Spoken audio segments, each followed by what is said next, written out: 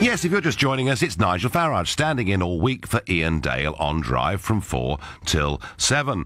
Now, there's been a bit of a row going on about a school down in Orpington called St Olave's. It is a grammar school. It is a super selective school. And there are very few of these in any of the London boroughs. However, what they've been doing is at the end of year 12, as students are about to move into what is now year 13, their final year, their A-level year, some of them have been weeded out because it's felt they're not going to achieve the kind of grades at A-level that the school thinks sufficient. Why would the school say this? Well, it could be that they're acting in the interests of the children, or it could be they're acting in the interests of the reputation of the school and where they stand in the league rankings. And it should be said that St Olave's is a very high-performing school. Well, a couple of the families have actually gone to law on this and have issued judicial review proceedings. So there is a real fight and a real battle going on. And indeed, the Labour Party have got themselves involved in this. And Angela Rayner, their education spokesman, has said that this is not just happening at St Olave's School, it's happening at other grammar schools around the country. So are we putting on too much pressure on children to achieve results? Is this a case where the school cares more about its ranking than it does about the well-being of children? And perhaps there is an even bigger debate around grammar schools. Now, I have to declare a strong interest in this. I think the abolition of hundreds of grammar schools all over the country, which happened in the 1960s, 70s, into the 80s, I think it was an absolute wanton act of vandalism. I still believe very strongly that grammar schools give children who've got parents of modest means the very best opportunity, if they're in the high IQ categories, of competing with the brightest children who've got very wealthy parents that can afford the best private schools and for whom tuition fees and everything else at university simply aren't a problem. So I do believe in grammar schools. And actually the county of Kent, which Orpington borders, does have grammar schools, and about 25% of people go to grammar school in Kent. In the case of St Olave's, in the borough of Bromley, it's fewer than 2% of pupils that go to a school like St Olave's. So they are what would be called super selective schools. Do you think that what is being done with students being weeded out at the end of year 12, a year ahead of doing their A-levels, do you think that is the right thing for the school to have done? Or do you think, actually, that this is a case of a school behaving really very, very badly? And by the way, this is not for discipline. They're not being kicked out because they've been caught doing things they shouldn't. It's simply because at either AS level as it was before or internal exams, as the school has now, people are not reaching the right grades. Joe is calling me from Wimbledon. Joe, good evening. Hello, good evening, Nigel. Great to talk to you. The school is a selective school. It is. And it has to keep its numbers in terms of what students are achieving up. And it's not going to do that by taking any old Tom, Dick and Harry and any kind of results and saying that's okay. The kids have to pass a fairly rigorous exam to get into the school, and they have to reach a certain grade. It's a selective school. And, well, it's actually, Joe, it's actually a super selective school, isn't it? Well, there you go. So there you are. So that's exactly why, if people, as they're leaving, because that's obviously what really counts, you know, the kind of O and A, GCSE and A-level results that they're getting, those that are leaving that are about to take those exams, if it's not thought that they're going to do very well, then they won't want them to stay because it shows up in their league, you know, in their league table. And they are, as you say, a super selective school. People won't want to send their kids to a super selective school if it's not being super selective, will they? Yeah, I mean, on the website for the school, they boast that this year's A-level students achieved 96% A-star to B grades, so 75%. Well, yeah, I mean, actually... Yeah, and 75% of all their A-level grades were A-star or A. So this is a very, very high-performing school. But hey, you know, you're 17 years old, you've got just a year left of school, well, in fact, less than that, because the exams come early, don't they? And you're suddenly turfed out. It's a bit rough in one way, isn't it, Jo? It is, Nigel, but the fact is, you know, those kids are going to... All right, you want to call it an exam factory, then you can. All right? But those kids are going to have been sort of tailored and kind of, you know, primped and preened into this sort of stream from the minute they get there. So they will be used to working hard, and it's expected that they should be reaching, you know, hitting the top. So if they're not, then something's gone a bit wrong. Well, maybe they're reaching the top, Jo. Maybe the school, and I'm, by the way, I don't want to be sued by St Olives, but I just maybe, maybe schools like this achieve very high grades because they do weed out students who aren't going to get good grades, and that could be used in a pretty cynical way, couldn't it? I don't think they're being cynical. I just think they're being real. They are a super selective school, end of. And it's tough. It's a tough lesson to learn at that age, but, you know, that's what you get when you go through that school. And they're very lucky to have been able to have gone through that school because not everyone gets there. No, that's very true. You know, no, that's very true. So they've been lucky already, haven't they? It's Darwinian survival of the fittest, Jo, is it? I'm afraid so. That's life. Well, it is. And one thing for certain, when you leave school, you find that life is pretty unfair. And I do agree with that. Jo from Wimbledon, I thank you very much indeed. You know, Jo, defending what they're doing, I do believe in grammar schools. I do honestly think that one of the reasons that the class divide has widened so much in this country is because we abolished grammar schools. I genuinely believe that. And I'm going next to British Columbia, to Nick. Hello there. Hello, Nigel. Hi. So, now, I understand that you've called from the other side of the world to tell me that I'm completely wrong.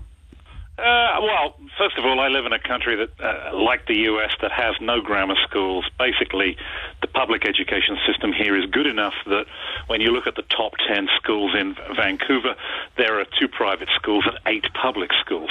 Now, yes, parents will move to an area that has a better public school, but on the whole, in North America, in fact, in most of the rest of the world, they don't adhere to Victorian education systems in an attempt to look back to the imperial past. Oh, Nick. Maybe they do better technically. Nick, come on. That is ridiculous. To call grammar schools Victorian is ridiculous. Many of them were going centuries before Queen Victoria got to the throne. This is true. I went to a school in England that was founded in the 1560s myself. Well, there you go. It couldn't teach a damn thing about computers and engineering, which is maybe why Britain's falling back in those subjects. The one thing I did want to say about this was, if you're going to have a league ranking system for parents to look at so that they can tell which schools will do the best jobs of educating their children as opposed to selecting the brightest kids, then allowing schools to kick kids out makes a mockery of that league ranking system. You would have to have a corollary within that league ranking system that said, yes, this school achieves 95% in A-levels, but it kicks 50% of its kids out to get there. Yeah. As a parent, you need to know that, because if little Johnny is not maybe quite as bright as the others, you don't want to send him to that school, even if you can get him in through hell or high water. This makes a mockery of the ranking system. Yeah, I mean, we're not talking here, Nick, about 50% being turfed out. We're talking about a dozen students in a year. But I do take your point, and this can be used extremely cynically. So, Nick, I mean, tell me, do you have good memories of your grammar school days or not? I wasn't actually. I was at a grammar school. It was a church school that was a grammar school that turned into a comprehensive modern. Yeah. And it's closed down since. No, my dad went to grammar school. My grandfather's a doctor. I came from a lower middle class family. I have to say that if you look at the outcomes of British education, it's not producing the outcomes we need as a country. It's not producing. I mean, I cannot see the Bill Gates and Stephen Jobs coming out of either the private or the grammar school system in Britain. We need to do technical. Not certainly not grammar, not history. No, I mean, certainly, Nick, I agree with that. Engineering, we've got a massive problem. Science, we've got a massive problem. Technology, medicine, the STEM subjects as they're known, we have got a huge problem. And, Nick, what's happening is people are leaving school going to university and just not choosing these subjects at university. But I do stick to my point, Nick. Fair or unfair though it may be, I do genuinely believe that there are parts of this country, particularly in some of the big cities, where bright 11-year-old boys and girls will not achieve their best in those schools. They'll be dragged back. And I do think it's actually tragic waste of talent in this country that a lot of kids from what you might call working class or poorer backgrounds don't get the educational opportunity that they deserve. And that's what gets me, Nick. Well, maybe the answer is to do a better job of educating them, build better public schools, build better state schools. Maybe that's the answer. Maybe get away from the class system that has destroyed Britain in the last 100 years. But grammar schools... We have Eton, the school that produces the most prime ministers in Britain, scores 168th on STEM subjects. Yeah. It's little better than the comprehensive modern down the road, and yet that's where we pick our prime ministers from. Germany's prime minister has a PhD in quantum chemistry, for God's sake. Well, and Ours has a low second in geography. And Mrs. Thatcher was a chemist, of course, just to remind those who either love her memory or loathe it. Nick, I thank you very much indeed. So it is a big debate. It's a very real debate. Is it right that this school in Orpington kicks out kids at the end of year 12 because it's worried it'll bring down their performance in the league table at A-level? Or am I being too cynical about what they're doing? You're listening to Nigel Farage here on LBC. It's 6:15, and St Olaf's School, a super selective school in Orpington, is facing a legal challenge from two families whose children have been told at the end of year 12 they've simply got to leave. That's bang in the middle of their A-level courses because they're not performing properly. Is that done because actually these kids deserve not to be there, or is it being done because actually what's really going on here is the school wants to achieve the best possible ranking that it can? And we're going to a former student of that school, Mark, who lives in the borough of Bromley. Mark, hello. Hello, Nigel. Hi there. So what's your story, Mark?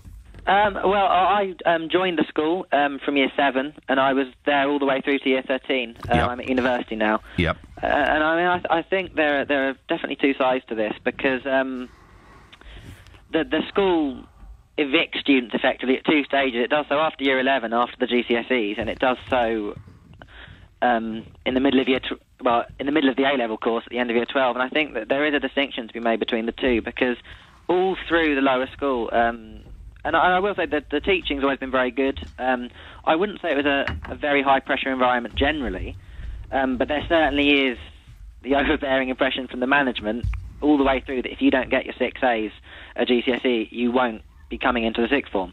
But that, in a way, Mark, that's fair enough, isn't it? Because, I think so. GCSE is a big break, isn't it? You finish that major part of the education cycle, you're now moving on to the next one. And I think the school is fully entitled at GCSE to say, look, we're a super selective school with a big reputation.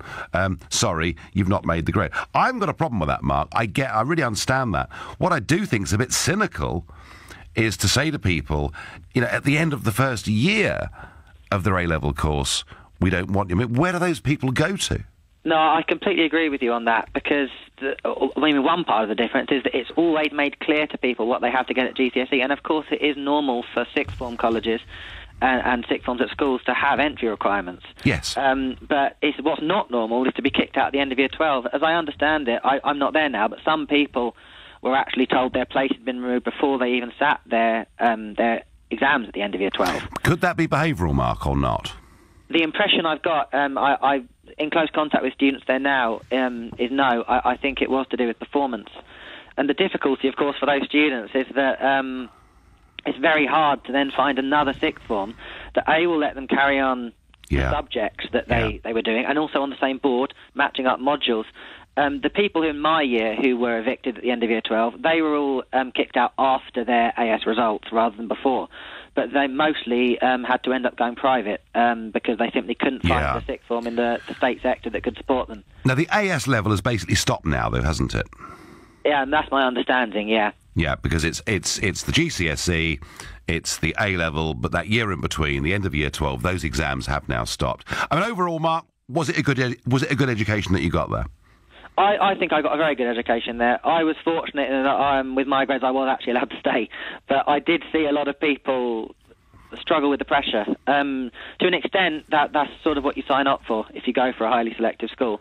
But I'm not sure it is right to be kicking people out halfway through the AS course, because at that stage, finding a second choice is not I'm absolutely at one with you, and I suspect you're right that this will involve many parents actually having to go private for the last year, because getting the courses they're doing at other schools simply won't be easy. I have to say, my impressions of the place, I get my car serviced at the end of the road where your school is, and I often drive past it and see St Olave's pupils around.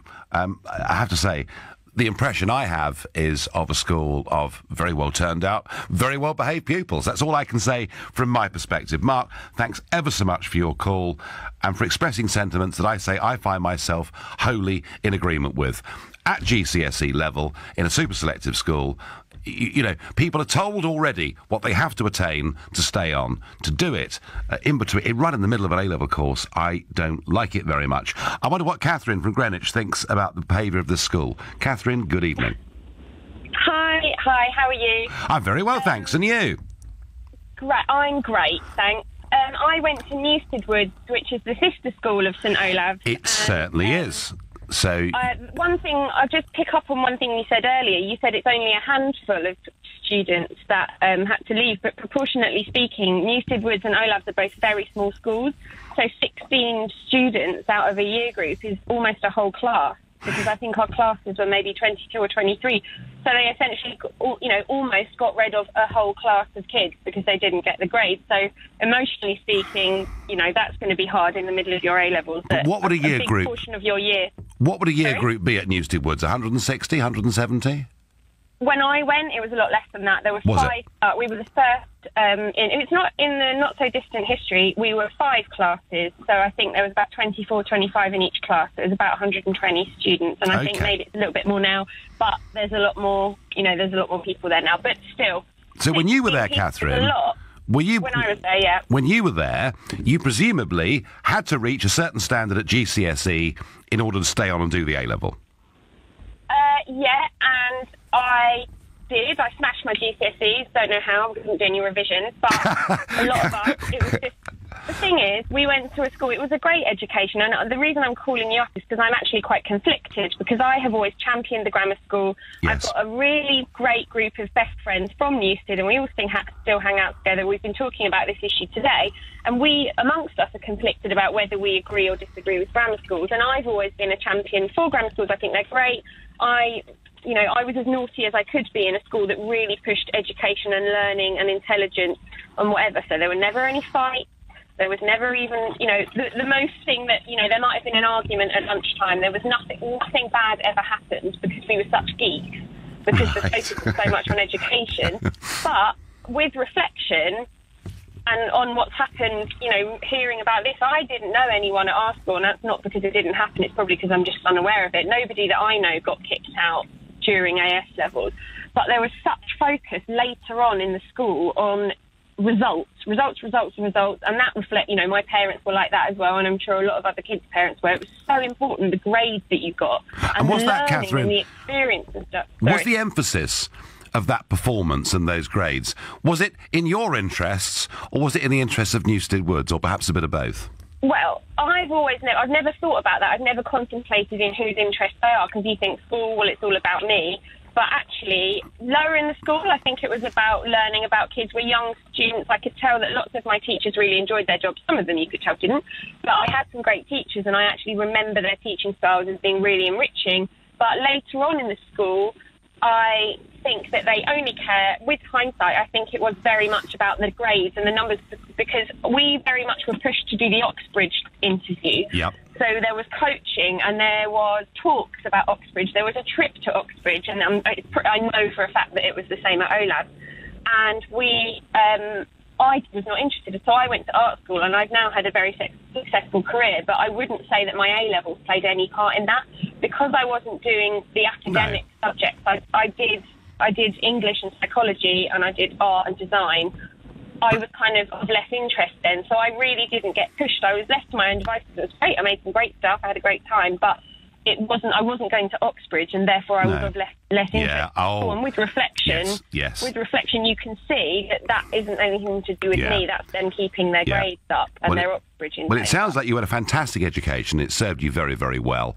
It did. And you're a local as well. You went to Dulwich College, so I'm sure you know all about privileged educations. And I do think I went to, in a sense, Catherine, I went to one of the greatest grammar schools in the country, because 50% of my year at a private school were paid for by the local authorities. So, I love that you got that in there. Did you get paid by the local authorities? Amazing, Catherine.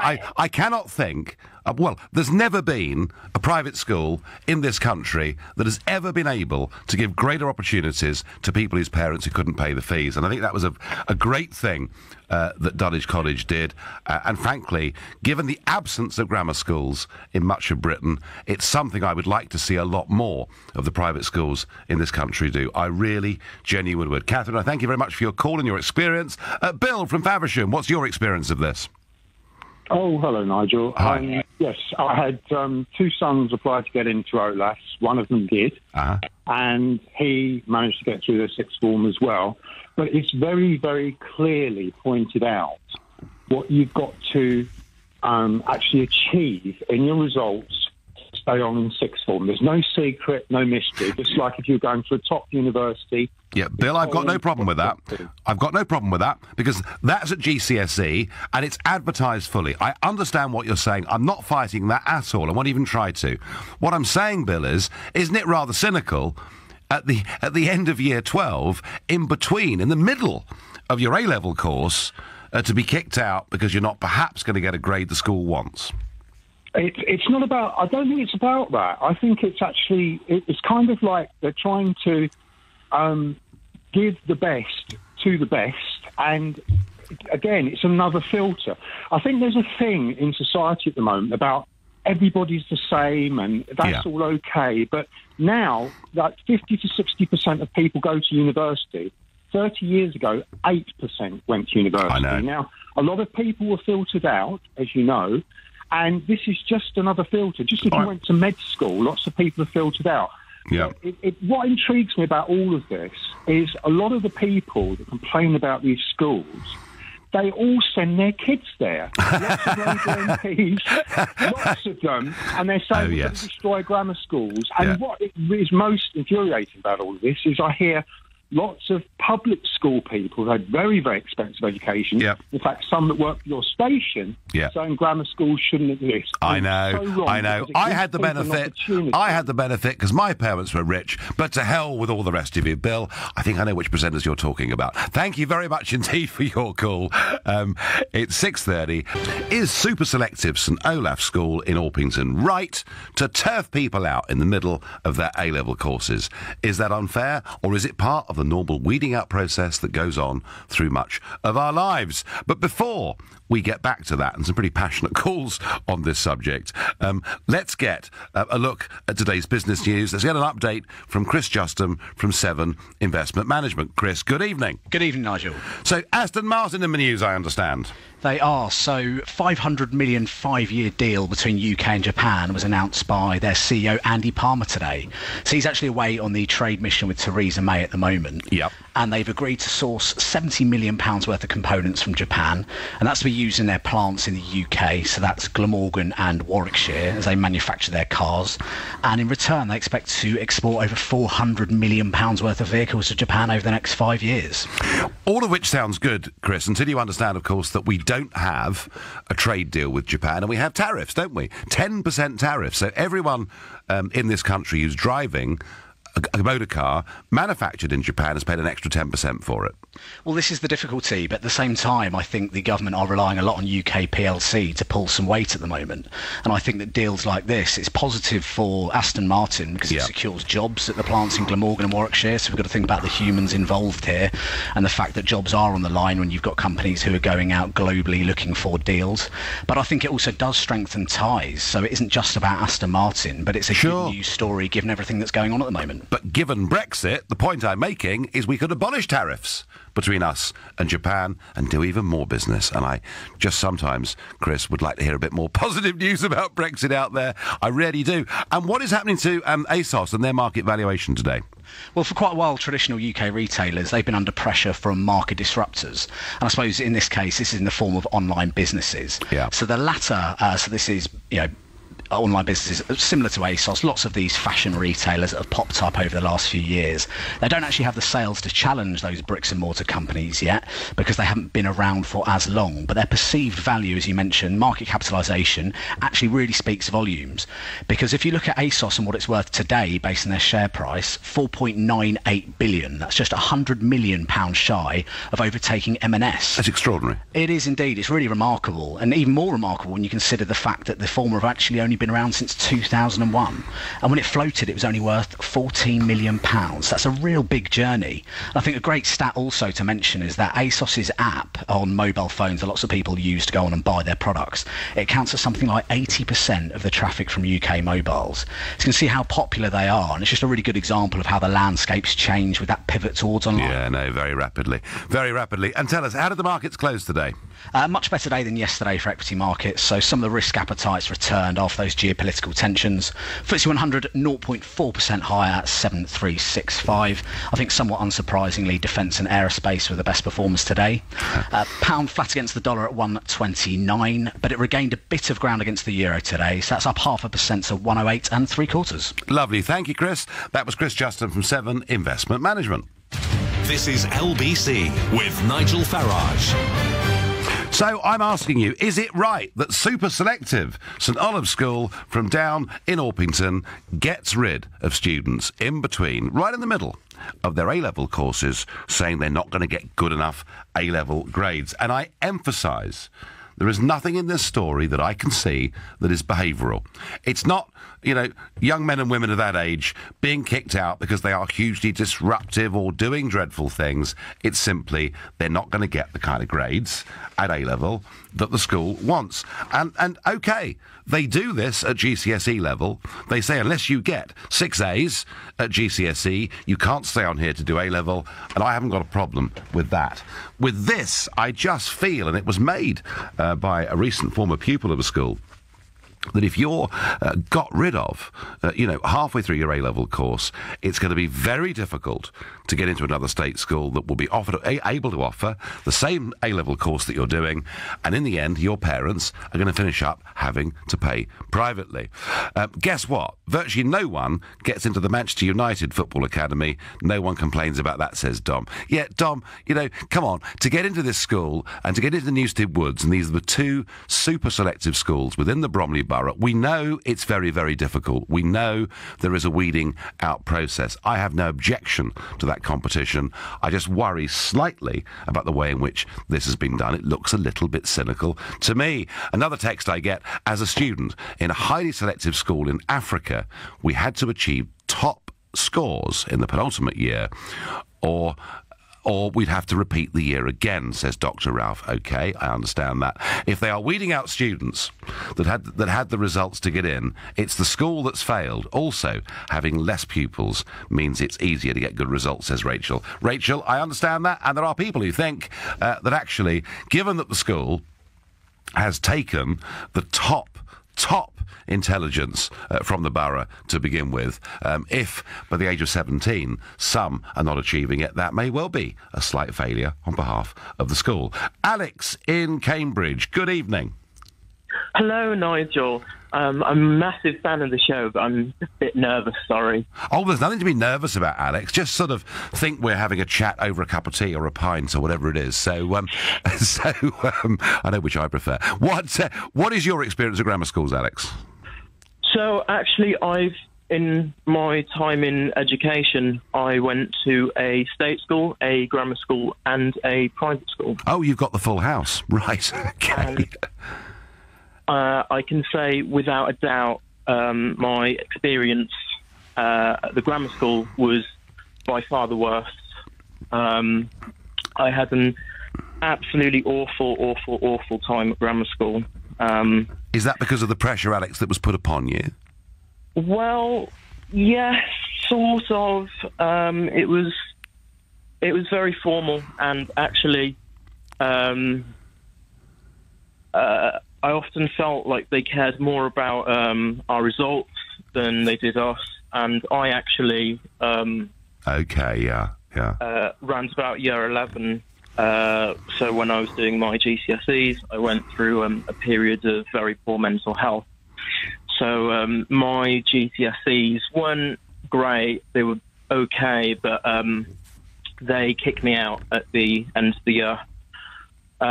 So instead, I decided to go to a nearby-ish college, state college, and. But Alex, Alex, were they? Let me just ask you this, and obviously you had a pretty bruising experience of grammar school with this, but were they, looking back at it, within their rights, once they'd seen your GCSE results, to say you can't come back?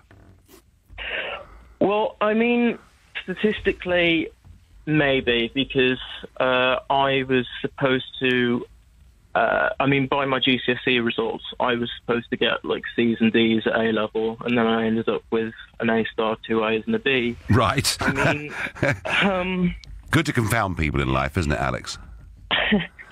I mean, yes and no. I think what I'm really trying to say, I think what I wanted to say really is I'm more against grammar schools, because actually during my experience at grammar schools, I mean, I hear you saying that, you know, they are like a pathway for children from lower socioeconomic backgrounds to really get to achieve something. But, I mean, I have to disagree. I mean, from my experience at grammar schools, I will tell you that there were so few people from working class or, like, lower socioeconomic backgrounds. But doesn't that depend a bit where the grammar school is, Alex? Yes, it does. I mean, I've heard this argument before, that, you know, Tunbridge Wells grammar school for boys and grammar school for girls is very middle class. Well, of course it is. It's Tunbridge Wells. I mean, and if you actually look at where the grammar schools are in this country, they are in the more affluent parts of the country. And my argument, Alex, has always been that if you had grammar schools in the poorer parts of the country, then you genuinely would benefit people from lower socioeconomic groups. I mean, that's my feeling. Am I wrong about that? I mean, you say this, but I sort of feel that actually a lot of these children are at more of a cultural disadvantage as well. Because I kind of feel like when you're from, say, a background that doesn't really value education, or you're not really going to get pushed, and then you're immediately at, like, a huge disadvantage. So, I mean, part of my background is my dad's African, huge on education, obviously. So, actually, from the time I was quite young, I got pushed quite hard. But I know that, say, if you're from, say, like, a much poorer background, or, like, a different background, you may not actually, like, have that driving force behind you. Well, I understand that. You may not come from that culture within the family or whatever it is. I do understand that. But what you will not be, if you get in to a grammar school on intellectual ability, on IQ ability, you won't be held back. And that can happen elsewhere, particularly in some of our big inner cities. Alex, first-time caller, slightly nervous when you came on the phone. There was absolutely no need to be. Thank you for telling me your interesting, personal story. And I think we agreed, Alex, to disagree in the politest possible way.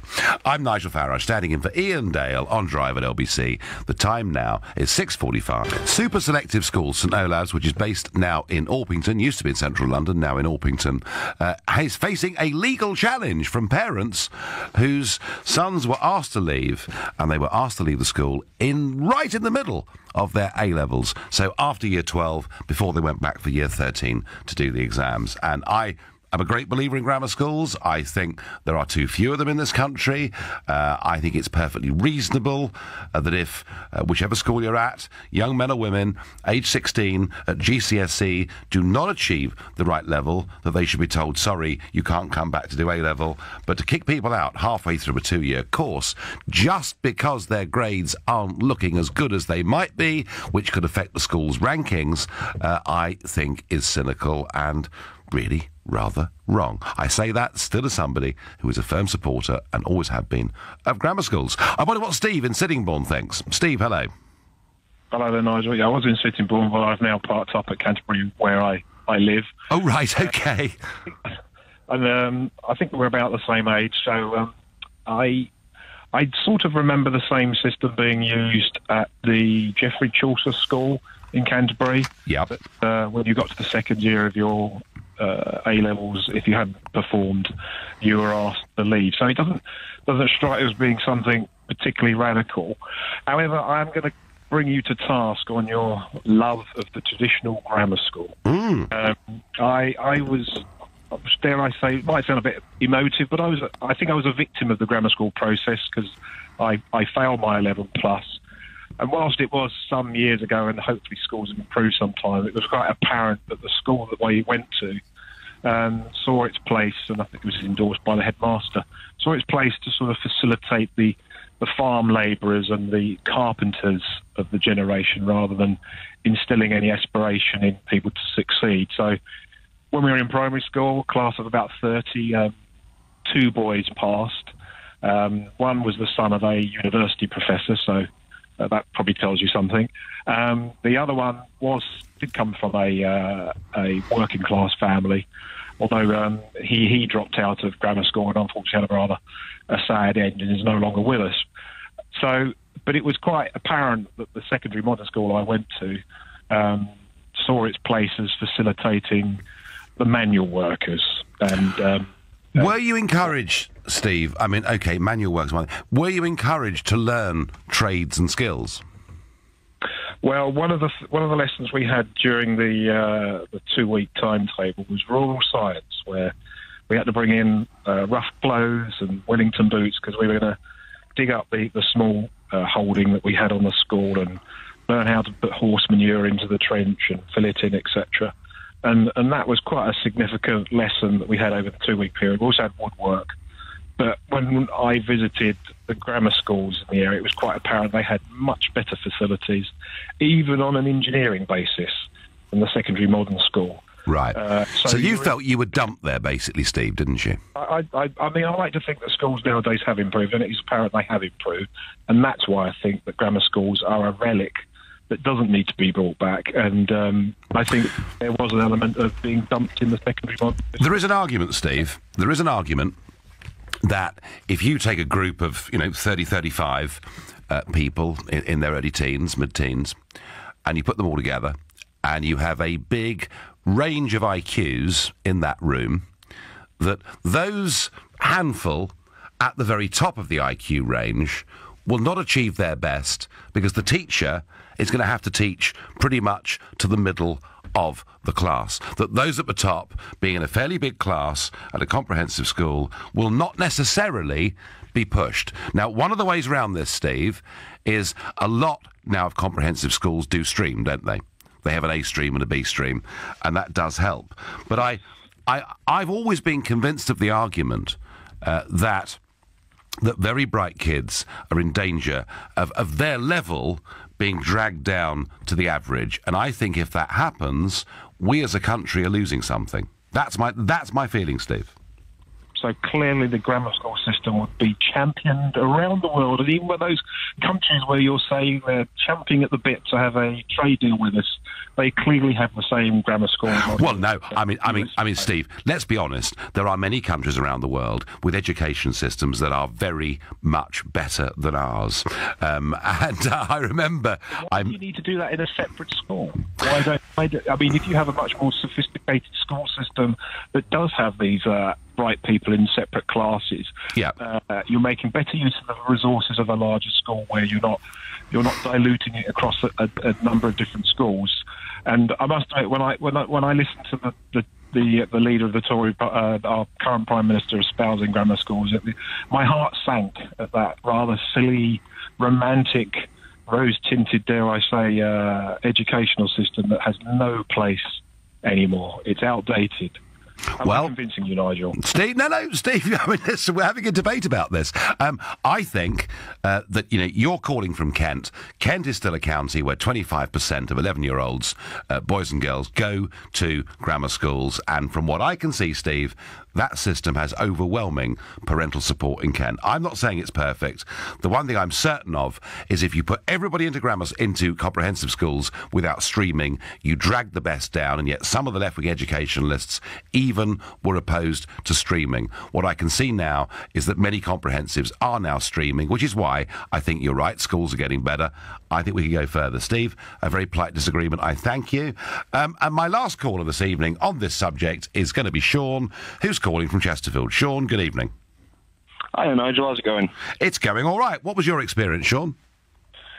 Well, I'm a bit torn with this one. I've got experience being in a similar position to these kids, but then I've also taught since as a teacher, so I do have sort of an insight into both sides. Now, in my case, I was somewhat... I left of my own accord, but I was somewhat pushed. And bottom line is, I went to, from year 7 all the way through to 12, I went to what was considered to be one of the best schools in the area. It's a Catholic school, and much like one of your earlier callers, since day 1 in year 7, you are almost, bred, you're reared with this idea that, you need to achieve if you want to get to sixth form. So, got my grades, went to sixth form, and did very, very well in my GCSEs, and AS, it all collapsed. It all went very, very wrong. Yeah. And it was a very oppressive school in terms of how they treated the kids. At the time you're sort of 17, 18, you want to, you're an adult, and you're making your own. Well, you're near enough an adult, a young adult at the very least, making your own decisions. And when I left and went to one of the local comprehensive schools, I ended up getting straight A's, and I absolutely flourished in this environment. So what I'm wondering is why these parents are going legal and taking this approach when clearly they've not got the grades that they needed to stay in the school. Something's not right. Something's gone wrong. Why are they not seeking to pursue a more a solution that's going to solve the problem? Not exactly. Well, these young people had the year before at GCSE achieved the right grade. They clearly had underperformed in the first year of their A-level courses, and I understand that, Sean. And if it was behavioural, I might understand it. But I think it's rather cynical, the school doing what they're doing. Sean, I am a supporter of the system. Listen, there's no one rule that suits everybody. I just think, Sean, the school's being a bit harsh, that's all. I can see the point. I really can, and I can see where they're coming from. They've got standards to keep up. And it is a very distressing time. I remember my memories of the situation were very, very traumatic. Yeah, no. School can be horrendous. Sean, I'm going to have to let you go.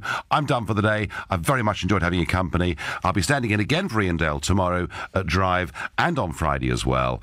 Coming up at 10, it's Ian Collins. But next, leading Britain's conversation, it's Clive Bull. Nigel, thank you.